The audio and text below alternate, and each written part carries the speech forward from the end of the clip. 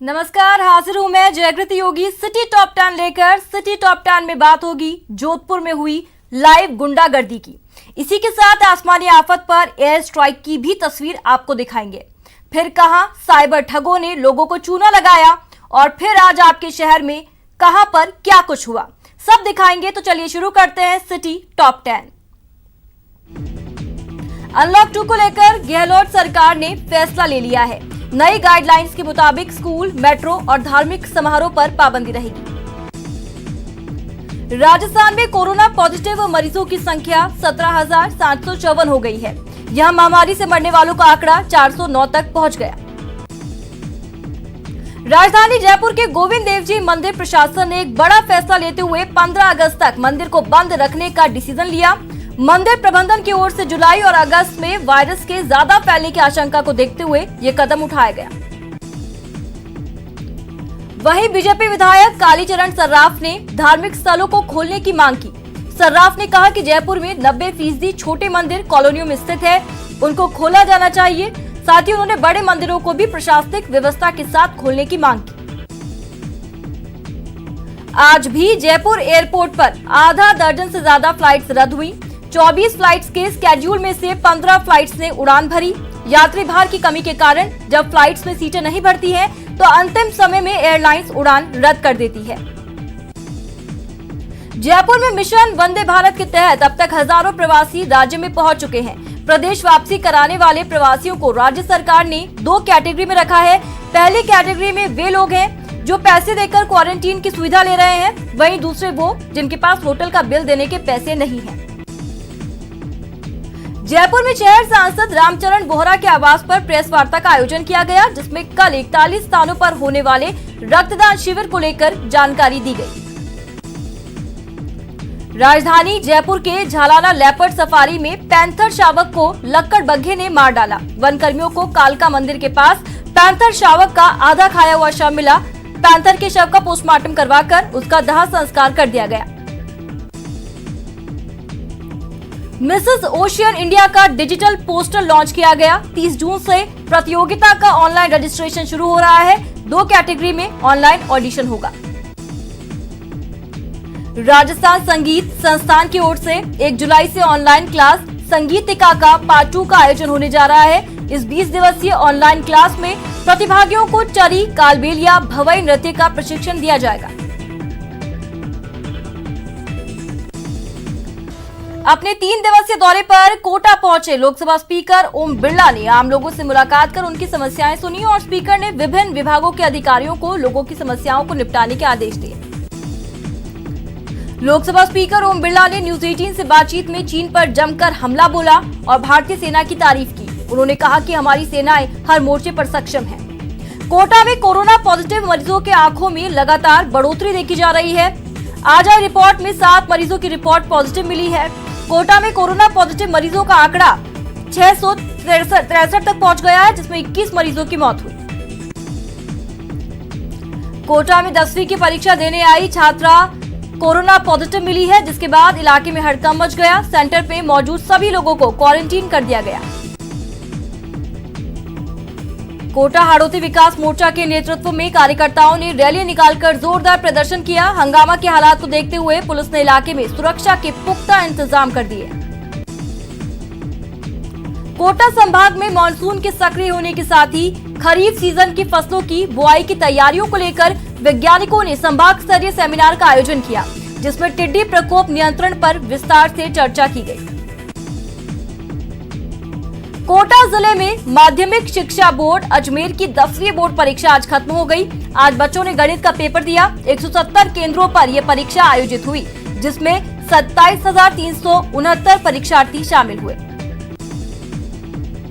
कोटा के दादाबाड़ी थाना इलाके में एक युवक के साथ बेरहमी से मारपीट का वीडियो वायरल होने के बाद पुलिस ने आज 2 आरोपियों को गिरफ्तार किया, जबकि इस मामले में 2 नाबालिग को भी निरुद्ध किया गया।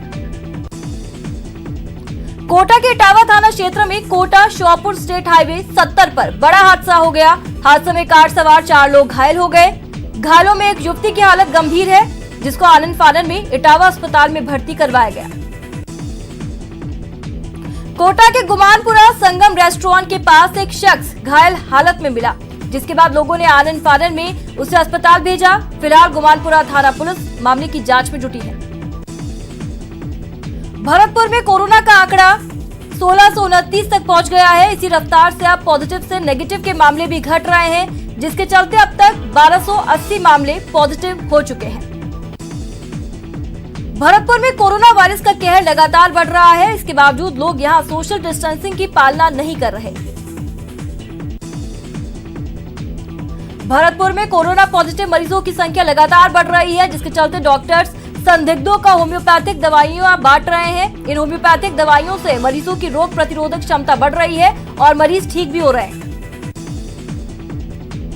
राजस्थान सरकार के मुख्य सचेतक महेश जोशी एक दिवसीय दौरे पर भरतपुर पहुंचे, जहां वे सर्किट हाउस में कुछ देर रुककर एसपी हैदर अली जैदी के साथ कानून व्यवस्था पर उन्होंने चर्चा की। भरतपुर के डीग में टिड्डी दलों ने दस्तक दी, जिससे किसानों की चिंता बढ़ गई है। हालांकि कृषि महकमा टिड्डियों पर काबू पाने की पूरी कोशिश में जुटा है। भरतपुर में स्कूली शिक्षा के सिलेबस में छेड़छाड़ को लेकर स्टूडेंट्स उग्र हो गए हैं। स्टूडेंट शिक्षा मंत्री का पुतला जलाकर विरोध प्रदर्शन करते देखे गए। स्टूडेंट्स ने सिलेबस में महाराणा प्रताप के शौर्य गाथा से छेड़छाड़ का आरोप लगाया है। भरतपुर के बजाहेड़ा गांव में नकबजनी की घटना का खुलासा नहीं होने से नाराज ग्रामीणों ने रैली निकालकर विरोध प्रदर्शन किया और पुलिस प्रशासन के खिलाफ नारेबाजी की। भरतपुर में लोग सोशल डिस्टेंसिंग का पालन नहीं कर रहे हैं। यहाँ पुलिस प्रशासन की तत्परता के बाद भी लोग इस महामारी से बचने के लिए उत्सुक दिखाई नहीं दे रहे। भरतपुर में प्रिय सखी संगठन ने अच्छी पहल की। दरअसल संगठन बेसहारा परिवार की लड़कियों की शादी में कन्यादान का सामान उपलब्ध कराया है, जिससे गरीब परिवारों में खुशी की लहर है। भरतपुर के लोगों को मानसून की बारिश का इंतजार है। डूंगरपुर शहर सहित जिले के इक्के दुक्के तालाब या बांध को छोड़कर सभी बांधों में पानी की कमी है। और एक बड़ा अपडेट, चीनी ऐप के बैन पर चीन के दूतावास का बयान सामने आया है। भारत सरकार ने भेदभावपूर्ण और WTA नियमों का उल्लंघन किया है, ये कहना है। भारतीय कार्रवाई का सख्त विरोध करते हैं, ये चीनी दूतावास का कहना है। बैन से भारत में रोजगार, यूजर्स का हित प्रभावित होगा, तो ये बयान सामने आया है। दरअसल केंद्र सरकार द्वारा टिकटॉक सहित 59 ऐप्स को बैन करने के बाद प्रतिक्रिया आना लाजमी था और अब चीन के दूतावास का बयान यहाँ पर सामने आया है। भारत सरकार ने भेदभावपूर्ण और WTO नियमों का उल्लंघन किया है, ये कहा है। साथ ही भारतीय कार्रवाई का सख्त विरोध करते हैं, ये कहना है चीनी दूतावास का। बैन से भारत में रोजगार, यूजर्स का हित प्रभावित होगा। और अब नजर जोधपुर की खबरों पर। जोधपुर पुलिस कमिश्नरेट में अपराधी बेखौफ हो गए हैं। यहाँ बेखौफ बदमाश घर में घुसकर लोगों को निशाना बना रहे हैं। यहाँ 2 दिन बाद इस पूरी घटना का CCTV फुटेज आज सामने आया।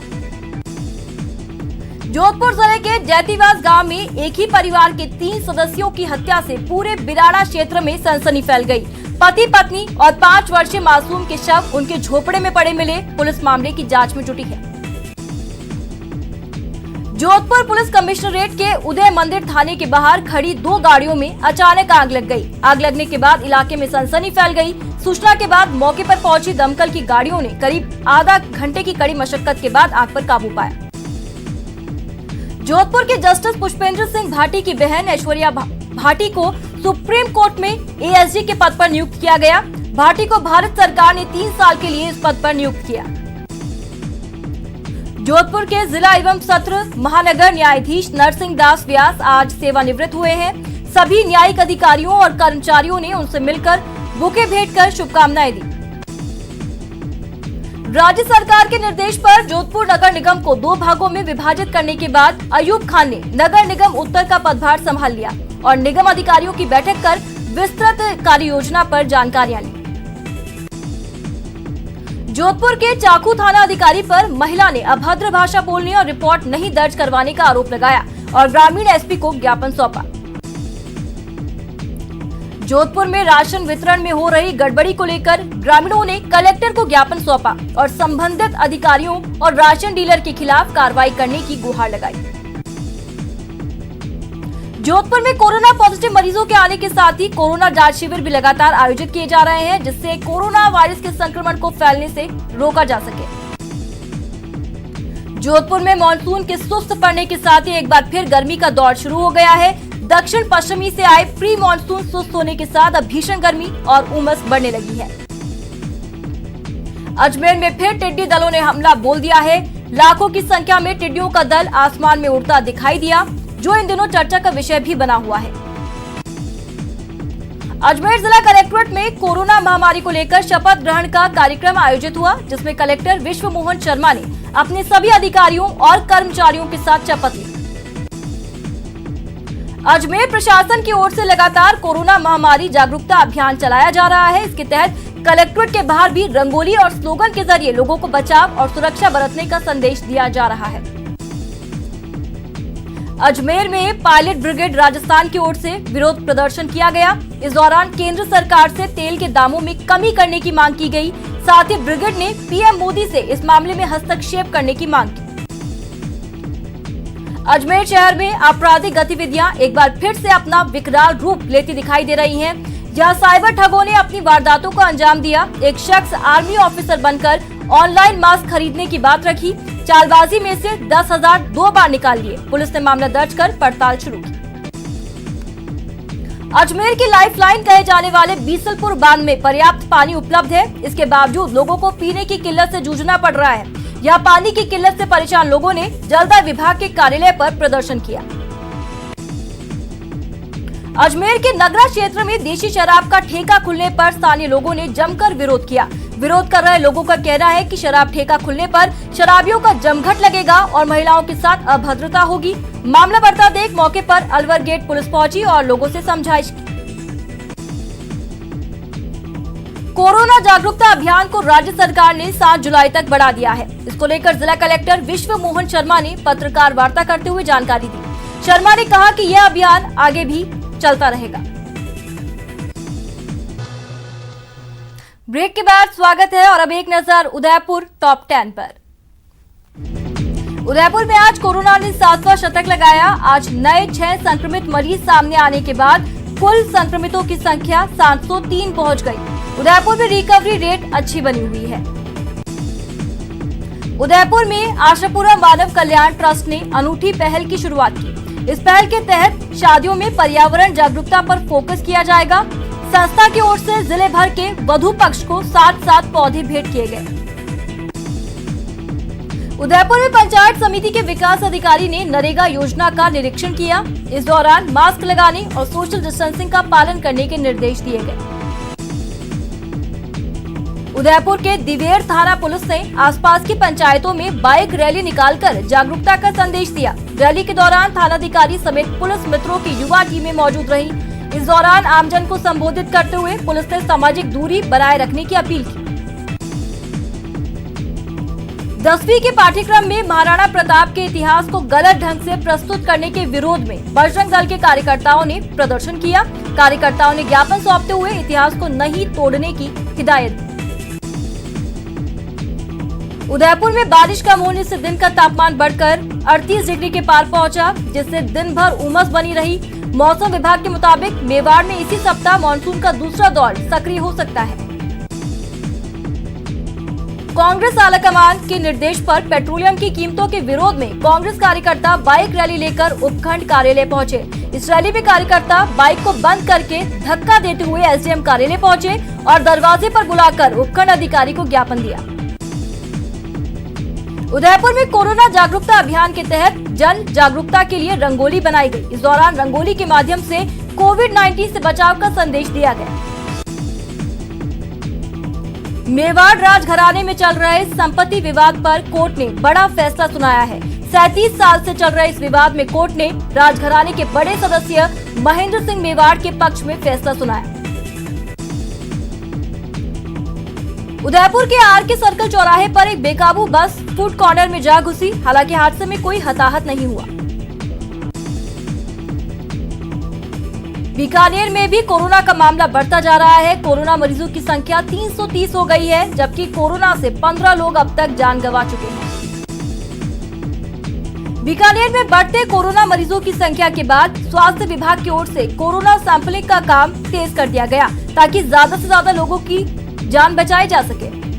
NSUI संगठन की ओर से राजकीय डूंगर महाविद्यालय में कॉलेज विद्यार्थियों को सीधा अगली कक्षा में प्रमोट करने की मांग को लेकर धरना प्रदर्शन किया गया। मांगे पूरी नहीं होने पर छात्रों ने भूख हड़ताल की चेतावनी दी।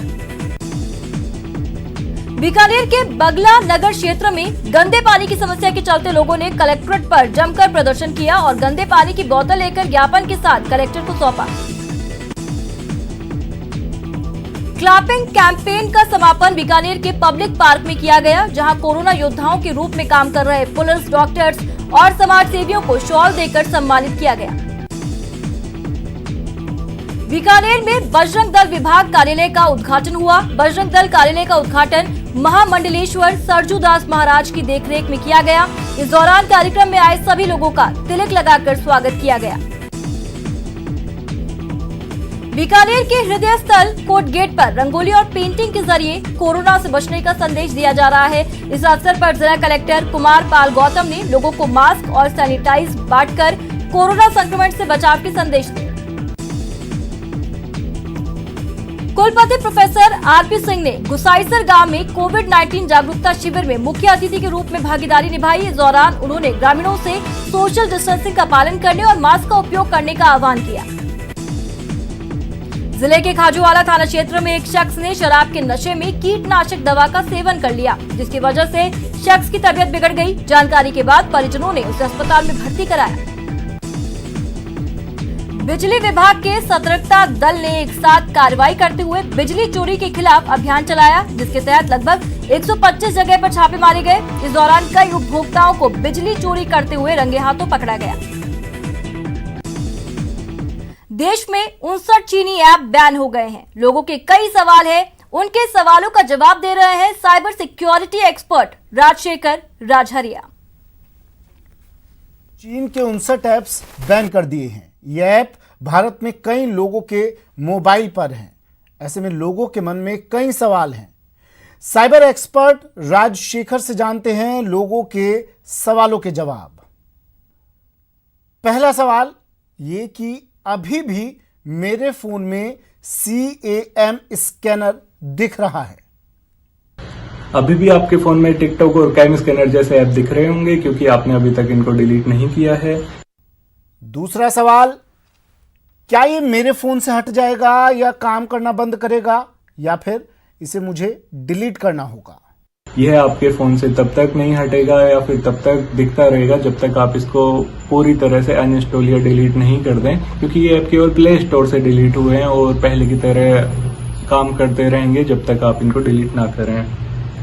क्या इसे ऐप स्टोर से भी हटा दिया जाएगा? गवर्नमेंट के 59 ऐप को बैन करने के बाद में प्ले स्टोर और ऐप स्टोर से गूगल और एप्पल को इनको डिलीट करना पड़ेगा। कुछ ऐप जैसे टिकटॉक और यूसी ब्राउजर ऐप स्टोर से गायब हो चुके हैं, और जो ऐप पहले से आपके फोन में डाउनलोडेड हैं वो पहले से काम करते रहेंगे। अगर नहीं है तो अब आप उनको डाउनलोड नहीं कर पाएंगे। क्या पहले से डाउनलोडेड ऐप काम करता रहेगा? इसके बाद भी जो बड़ी ऐप हैं जैसे टिकटॉक है, यूसी ब्राउजर है, इनके पास ऐप स्टोर के बाद में भी एक विकल्प मौजूद है। ये लोग SMS का गलत फायदा उठा सकते हैं। ये लोग अपने वेबसाइट के जरिए यूजर का फोन नंबर मांगते हैं, उसके बाद में उस फोन नंबर पे अपनी ऐप का डाउनलोड लिंक भेजते हैं और यूजर डायरेक्ट उस ऐप को डाउनलोड कर सकता है वहां से।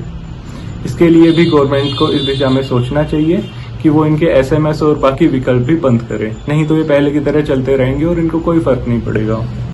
क्या सभी चीनी ऐप बैन हो गए हैं?